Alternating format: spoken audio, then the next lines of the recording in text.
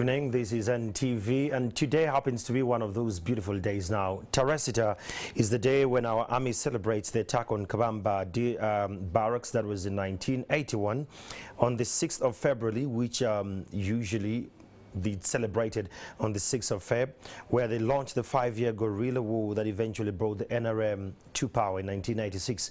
Now, this time round, today we saw that the launch has been done earlier than 6th of February 2022. In studio with me to discuss this and more, I have the Chief Political Commissar from the UPDF, Brigadier General Henry Masiko. Major General Henry Masiko.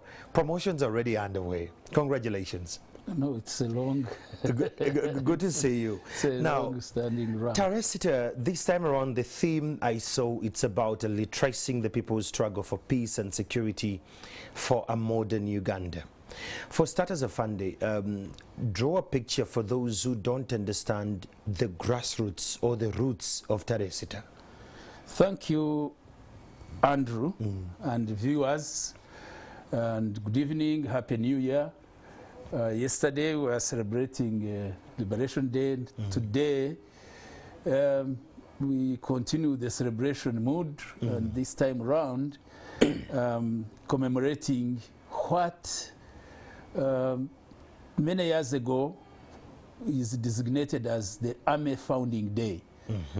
The Army Founding Day symbolically is 6th of February, and that it doesn't mean that's the real beginning of this mighty army. But we had to get a symbolic day, and this is the day when a phase of our struggle was marked with the attack on Kabamba to mark the beginning of a protracted people's war internally. And you are right, the theme for this year is going to be retracing the people's struggle for peace and security for a modern Uganda.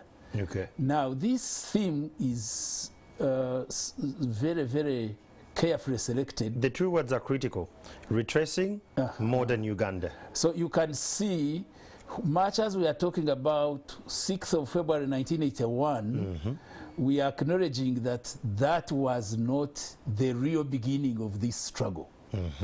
And particularly now when we are going to celebrate, the main focus of this year's celebration is going to be in Elgon region. Okay.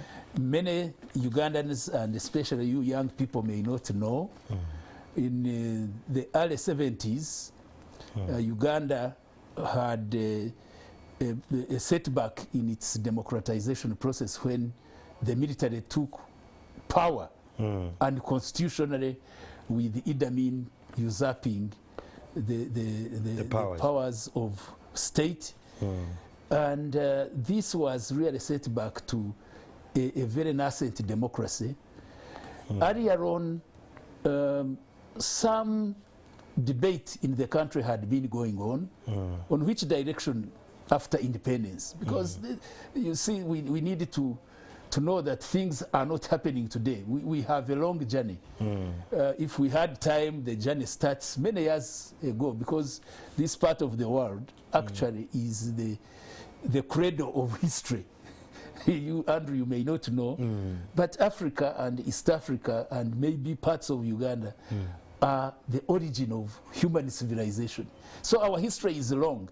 But more recently, we get a situation where today, when you look at especially Africa, we are not like other parts of the world. Yeah, we're quite unique. We are behind them in many things. I don't know whether Africans appreciate that they are behind other people.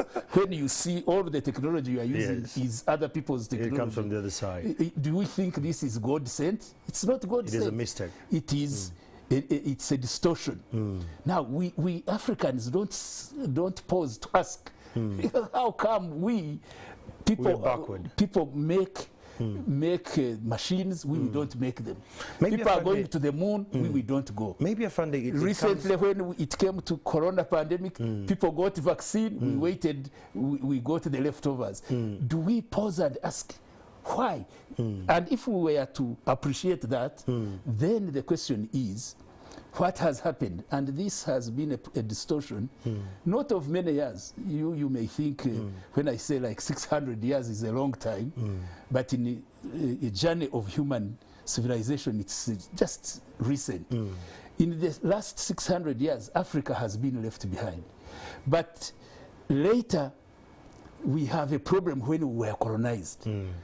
But we were lucky, 70 years down the road, we regained independence. After independence, there were some expectations of what now happens. The foreigners have gone. What do you do? Now, unfortunately, when you analyze, you find our leaders did not pose this question. Now, this brings us to the origin of this struggle we are talking about. Young people, especially in the early 60s, started asking, but especially in this country, are we on the right direction? The direction as a country? As a country. What would be the targets for independence? One of them, obviously, would be consolidating democracy. Second one would be elevating or emancipating people from bad conditions to quality life, to prosperous life. That's a legitimate goal. The other problem which every African should have in sight would be when the colonials sat in 1884, they divided us up. Like Andrew, you find your cousins in different outside borders. This is a funny situation. In Europe, one country called Germany was divided into two in 1945. They never settled. Less than 50 years later, they reunited. That was a lot. Africans, since 1884, they are still contented with the divisions. You are watching African Cup of Nations. When you look at those faces, we are all the same. 54 anthems, everybody is singing. So there is a problem. So Africans should have been thinking about what do we do to come together and solve problems together. Doesn't the African Union address that when the leaders met in... I am coming to that. But at the independence, the debate was not clear. Now the matters were made worse when you have a disruption like now Idi Amin coming in. Idi Amin was a product of colonialism. He was part of the colonial army called King's African Rifles. And King's African Rifles had a problem. They were not picking people who are enlightened. Who are critical. Who are enlightened, not critical thinkers. Even basic literacy. Idi Amin, I don't think if he had gone They needed far, tall and giant. he had gone to P2 or P3. Now, this is the person who rises in the system and becomes a head of state. You young people, you don't know the disaster that befell this country. That was a disaster. Now, young people who were already critical that time said, we were debating at least with our independence leaders who were not yet clear, but they were not as disastrous as this one. So that's when the decision of some of the young people. But also in the continent, there are some parts of Southern Africa which were not yet liberated. So there was a mood of liberation to have the whole of Africa. The conversation. So when now some of the newly independent countries like Uganda get this setback, some of our intellectuals, including our own, our president, a young person, said, nah, something must be done. And that time he linked up with the liberation forces through Tanzania, to Mozambique, and now started the nucleus to say we must organize the people of Uganda the way we see Idi Amin, not through talking, but through struggle. And his first launch pad were the Aragon Mountains.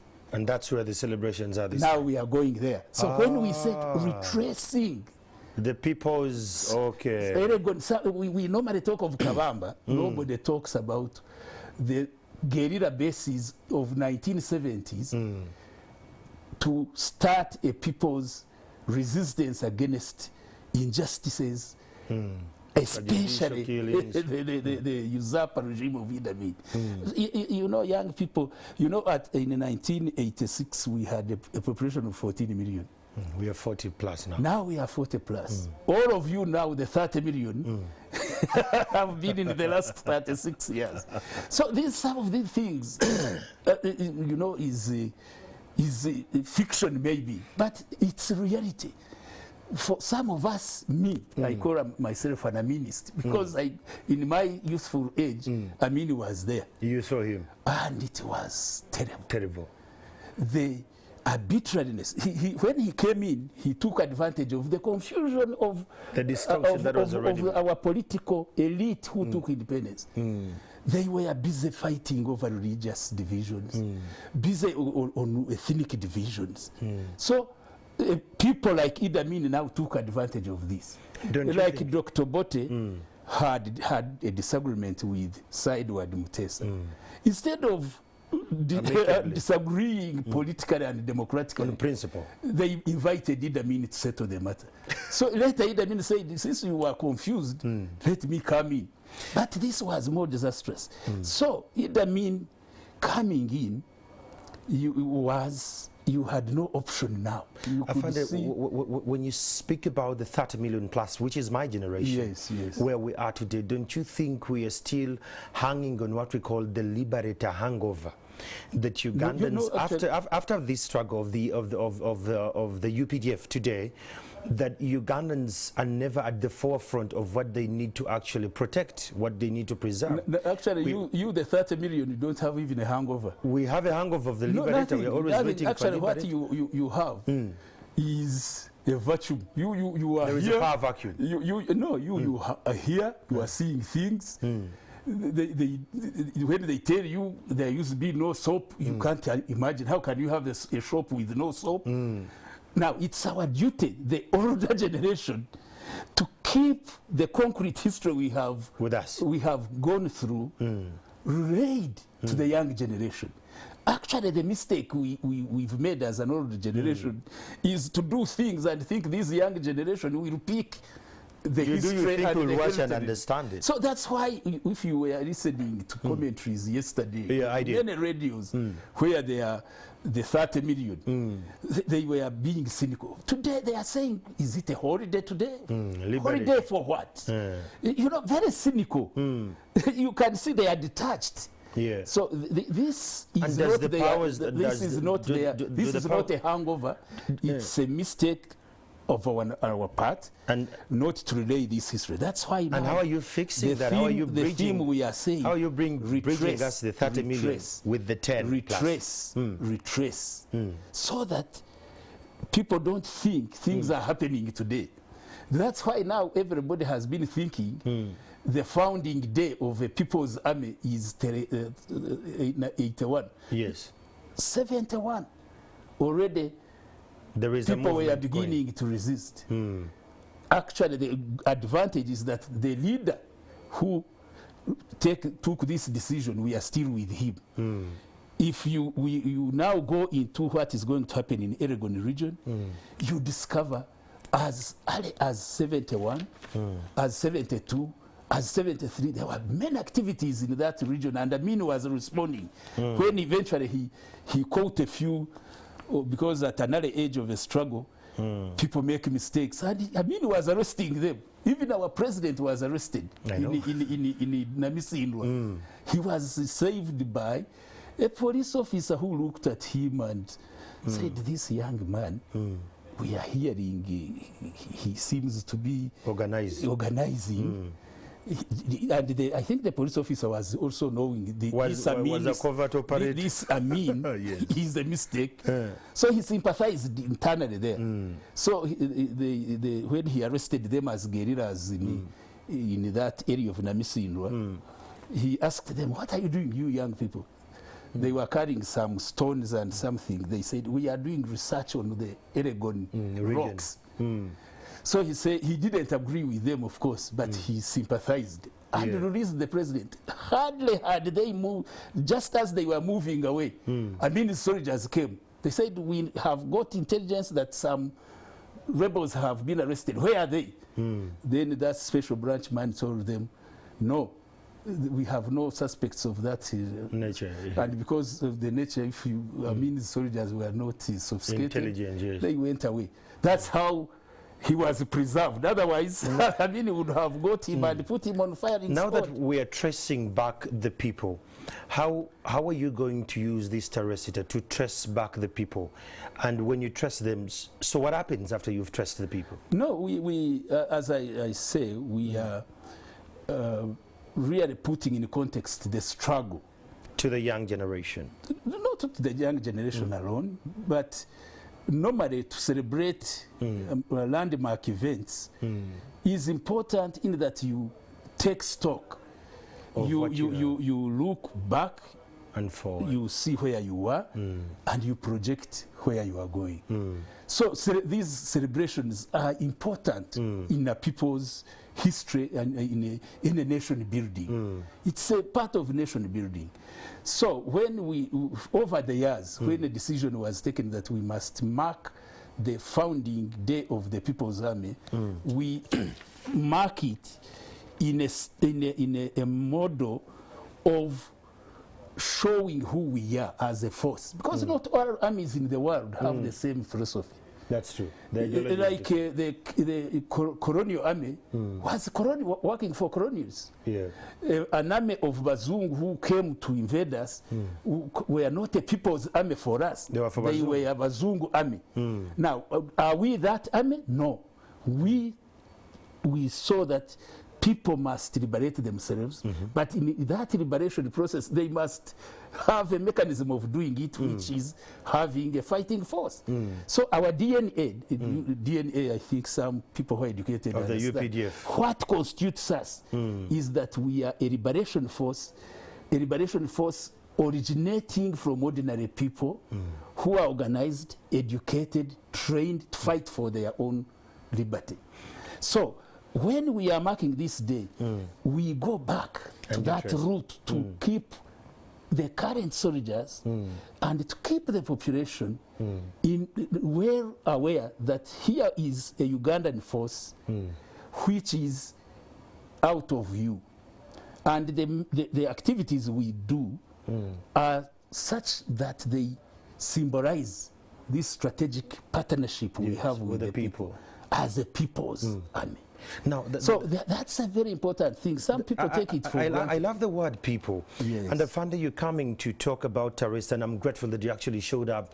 You're coming when we've had 2 incidents in this January where we've run stories on air here. There was a UPDF officer who shot a traffic officer who was amputated.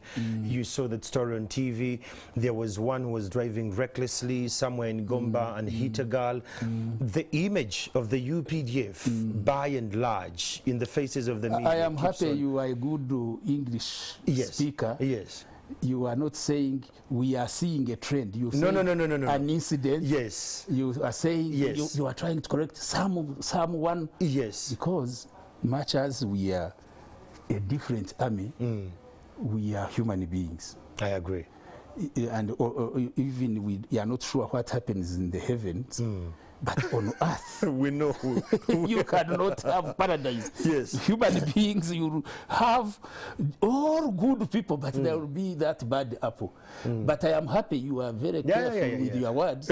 You said an incident. Yes, there are those incidents. And you know why I am very excited about your being critical. One incident, everybody says, oh, our army is getting spoiled. It attests to the fact that people know, this is not expected of this force. Yeah. Because this is our army. How can they do this? Yeah. So for me, as a chief political commissioner, that's healthy for me. And what do we do normally? That's what I want to hear. You know us, we are on record. Actually, people, modern town, distorted our way we dealt with errant personnel. For us, our code of conduct since 1982, Andrew, you shoot somebody who is not an armed enemy. A civilian. Our code of conduct was, if you shoot somebody who's not an armed enemy, you even imagine you qualify even the enemy. If the enemy is not armed, we were not supposed to shoot such an enemy. But if he's armed and he's confronting you, then there you are just you shoot to this. Now, shooting a man inch for when we were in the bush, there is no debate. you die. Of course, we would take you through court martial. Yes. But the end game was clear. The writing would be clear on the wall. And it started, there was a fighter, good freedom fighter. He drank. Zablon killed the Mwananchi. Oh dear. He was shot. And that's our record of how strict we are not to have anybody in this force who takes us back to where people in uniform think it is a license to molest innocent people. Andrew, you know, we battled Kony. Yeah. Very many years in northern Uganda. In the north, yes.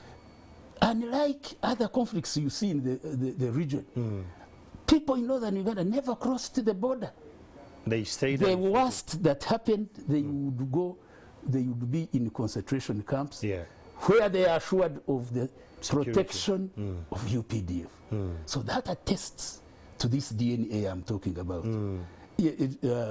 Leave alone a few incidents. So these incidents because will be we are not in heaven. And those who err, our record is clear. They will meet justice. If they apprehend you with the modification, now you may not be shot, but you know how many years those who do it together. I know. Haven't people been reporting how many years we met out of those? I am waiting. And some of those young people are fantastic, but kill a Mwananchi. I saw he shot a traffic officer. He was amputated, and we are waiting for the case. We shall wait. And you know it, Andrew. I will follow it. The hand gets him. For us, not. We'll gladly run this story. Now that you have talking about this, and I'm grateful that you have actually clarified to those who are watching, and they understand that the UPDF won't allow errant officers to possibly go out with that. Now, what are the activities this time around, and why have you launched earlier than before? Because we saw the Vice President seeming off to flag off the TAREHE Sita, and it's usually done in February. What's the rush? No, actually, like last year, the flagging off was done by His Excellency himself at Katonga Bridge. Yes. We normally do it earlier because this linkage, these symbolic activities we make are to have us have time to have harmony with the population where we are celebrating. And all where our units are going to be. You are going to see a series of activities leading up to 6th of February. So it's not this year only. It has always been coming. It is always since we came out of the bush. We normally have a week where we give back symbolically, because we don't have a budget actually separate, that this money is in our budget, we are going to give it to the population. What we do, we look within our budget and say what we could have consumed, we cut back. And you share with because you see also our DNA is a life of sacrifice. True. For us, sacrifice is the normal. Actually, when you meet a soldier who says, I can't do work for the nation for nothing, then he's not of our heritage. Because our heritage is that we denied ourselves. Some young people, me, I was in Makerere when I fled to the bush. I left a salary, I went to sleep in the bush. That was sacrifice. So what do you call that? Sacrifice. Sacrifice. So in our way we do things, we deny ourselves certain things. Maybe I have to go to Karamoja. I may go with no per diem as others do. That is done. So that little resource is kept every year, and we say, let's go to a certain region, help the communities. We choose like some very bad off schools, we rehabilitate them. We go to some health centers. We've been mainly on those social services.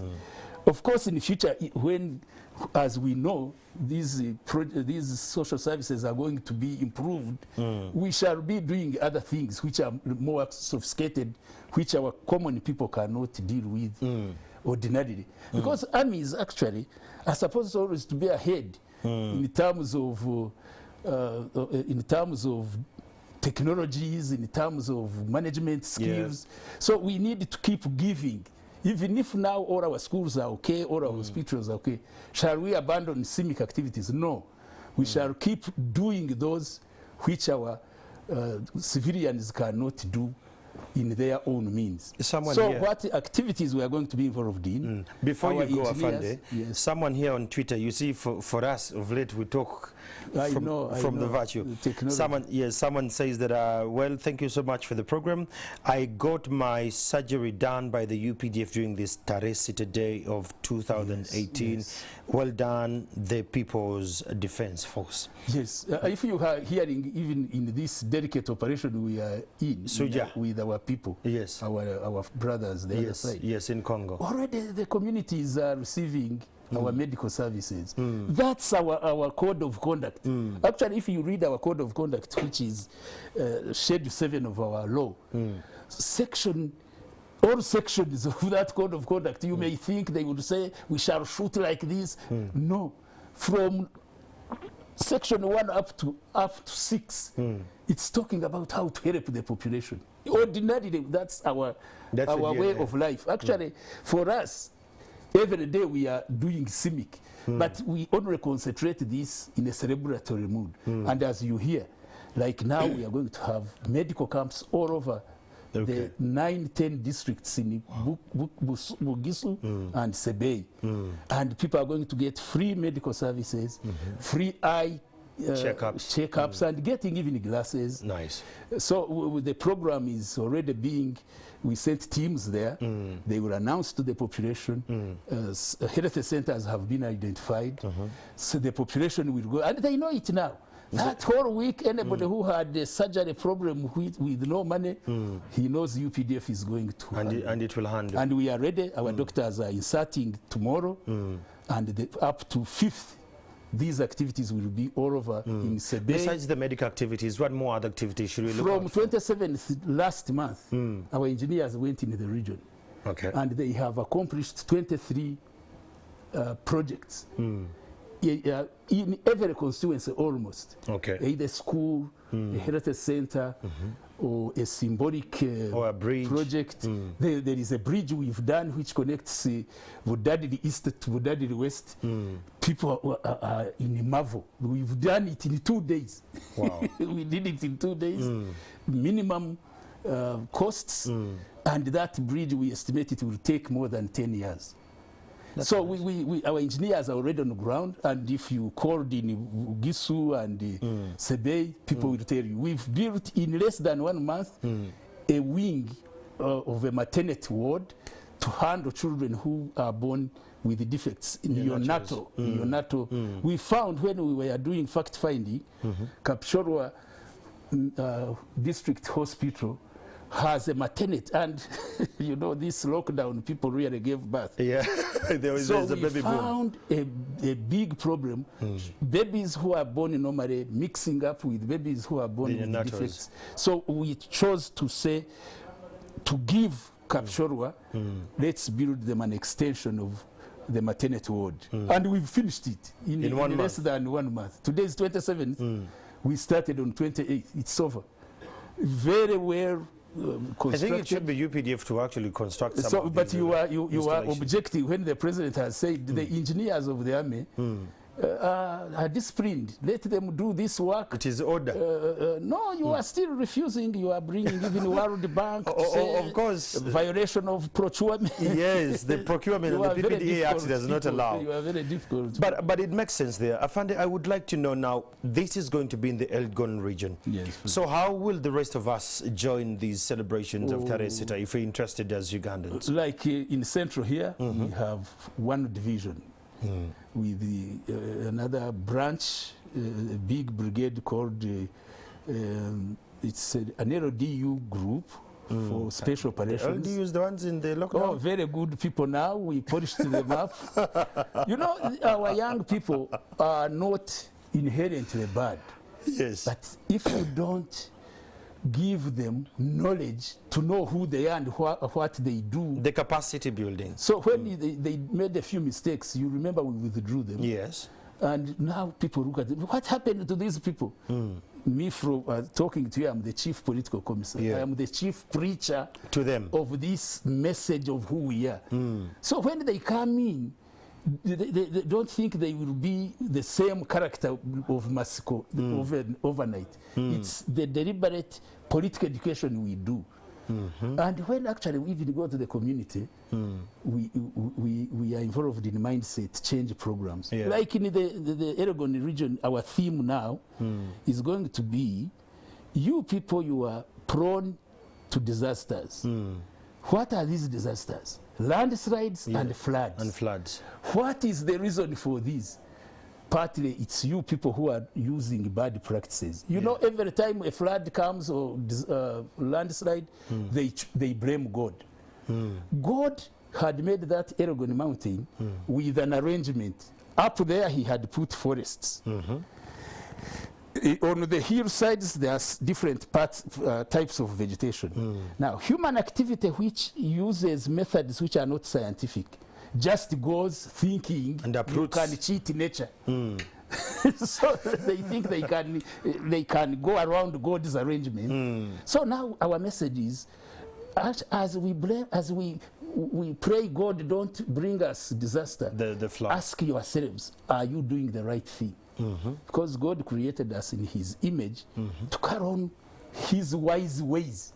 But people in the mountains, even Kigezi, yes, today I was seeing there is a flood. The Mount Muhavura is chasing people. Why? Because you are interfering with God's arrangement. And when people, you, the journalists, are covering, you don't tell people that you are responsible for this disaster. You start saying, Prime Minister, come and help. Debate. It is our job to inform the people. What should be and done educate them to manage these resources in a proper way so that we don't become victims of misuse. So in the Aragon region, actually tomorrow in Kapchorwa, when the Prime Minister is going to launch the regional activities, one of the lectures which is going to be presented is on how can we go back to proper land use in highlands. In Kigezi, when you are studying geography now, which is history, it used to be Kigezi has terraces. Yeah, true. Contour farming. You go there now. It's not there. You find these women, peasants, just going up. Yes. Where there was a terrace, they remove it because they think they are being wise. After 2 months, rain comes, it sends away everything. Then they come and say, God, help us. Maybe the government has not done now enough you to are right. sensitize them. You are right. The government technical people, starting with the cows, their job, because that's what Wazungu used to do. They would get chiboko and say, you people who are digging on a hill, you must know that on a hill you must dig in a certain way. Otherwise you provoke nature. Actually, I have been very angry. But are the cows doing the job? They don't. Do you know why they're not doing the job? In that office, do you know why they're not doing the job? Because they are appointed when they are not qualified. Not qualified. No. How I wish. They are qualified, but they are not, their attitude is not connected to social reform. Then why are you employing people who are not connected to the social reform mentality? We can't go to heaven now. That's why government now is emphasizing the pillar of mindset change, starting with our technical officers. Our technical officers are just there. They're earning money. They're not doing work. Let me not, because they will hate me. No, but this is your job. Your job is to have honest and comfortable conversation. So they are not doing their job. Let me appeal to you, we the educated people. We are being unfair. How? By not having a feeling that what do I do for my country, even when I am going to my grave, I remember that this is what I did. You have all that knowledge in certificate forms. Every technical officer who is with a degree of agriculture goes through land use practices. And when I was doing my O-level, I attended classes in agriculture. And we were learning terracing and contour farming. Now, when you hear, I made a statement in Parliament. By the way, I'm also a honorable member. So we are not supposed to talk, but on disaster I talked. You talked, yes. And I said, honorable members, the issue we need to put on the table is the human factor in these disasters. Look at any disaster you are talking of here. It is man-made. 90%. God is being blamed for nothing. Is it God who creates Uvera and puts them in Miara? No, of course, it's us, the people. You put it there knowing the consequences. But they are not knowing. That's why we should address mindset change. And that's what I'm telling you. Mindset change is people, don't take people that they know these things. Don't take them for granted. Yeah. We need a sustained educational program to address these basic things, but give people information about threats, about challenges, about opportunities, and development, about how to invest. Forward seeing. So knowledge, like the president took care to educate us when there was this pandemic. Yes. You could see he was a professor teaching. And people think he's wasting time. Do you know why he sounded like a professor? He has a research team. He has technocrats to brief him and all that. Even, because he's not the only president in the world. Do you know one thing the president of this country respects? And that's why we have even celebrate him as we celebrate the president of this country has respect for one thing. Research. One thing. Research information on diseases. He will be strong on that and he will give you the strongest. Now that's what you have picked. But that's what I know. That's what I know. Very excellent in many areas. But one of that attributes, and there was an earlier revolutionary leader who said once, no research, no right to talk. That's true. If you don't have information, you would rather keep quiet. Yes. And those are the cows you have in the districts and the other. Please, the cows. They're the cows. Don't make big people killers. No, they won't kill us. But they need to do the job. The issue is, I was in Bunyangabu, one celebration, and the president looked at the hills, he called the cow. He said, the cow, when I come back to this district, and I find no terraces, no contour farming, you will be arrested. You will be in prison. The other day I was in Bunyangabu. How is the situation? The cow ignored. And the still a cow ignored. Now the Dissos should hear and this. He's still a cow. Because when the general talked, when the president talked, I go through Bunyangabu. Yes. He was ignored. Yes, it was a directive. Now, that's the mindset our change. Technical people, let me use this opportunity. Yeah. Our president has done his work, but we must join him, all of us, in ensuring the population is educated so that they know what to do. What to do. Because the problem is, don't think a person will easily understand. Yeah, not everybody is an analyst. Yeah, now, you who have been enabled to do analysis, instead of just keeping quiet, help the population. When we give them the information, but because we are not doing it, now all the media, now I think some people must be wondering, why are people not dancing? I know. How can they be just wasting our time talking?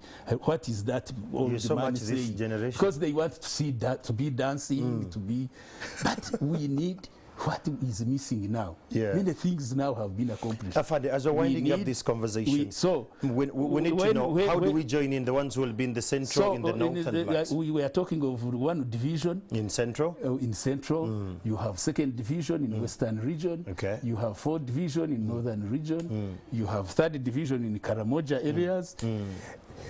All of them will have been given a flag of today. Okay. And they are all going to start activities up to the 6th. Within a limitation, because our focus is there. Okay. But all these commanders are going to work within their communities, local people.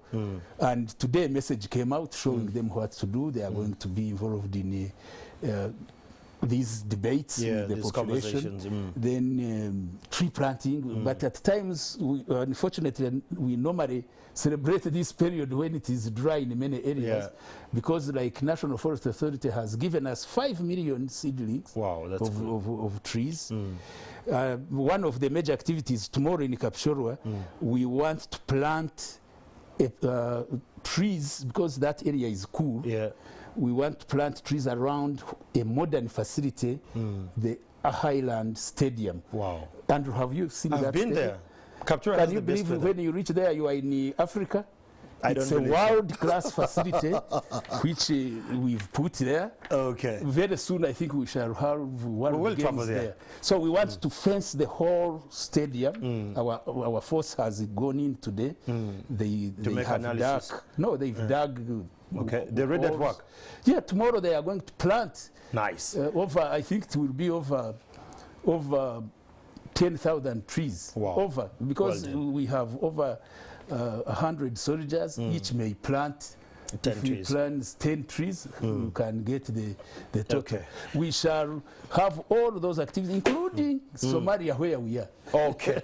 So well, it's a whole week of it's a whole week of activities. The army with the people, symbolically, but every day, you know, we are with the, well done. with the people. That is Major General Henry Masiko, who happens to be the Chief Political Commissar from the UPDF. TAREHE Day is usually celebrated on the 6th of February, but this time round, the flagging off has been done earlier. So in Today your community, we were graced with His Excellency, the Vice President, Her Excellency, the Vice President. We attended function with the MPs on the Defense and Internal Affairs Committee, all the generals, and it was a colorful function on Mbuya Hill. So be a part of the TAREHE Day. When you see soldiers in your area, don't get scared. Just get a part of that conversation. And if you have, join them. If you have an issue with health, there are medical camps that are going to be around. So let's celebrate the TAREHE Sita Day with the UPDF from now to the 7th of Feb 2022. Good evening.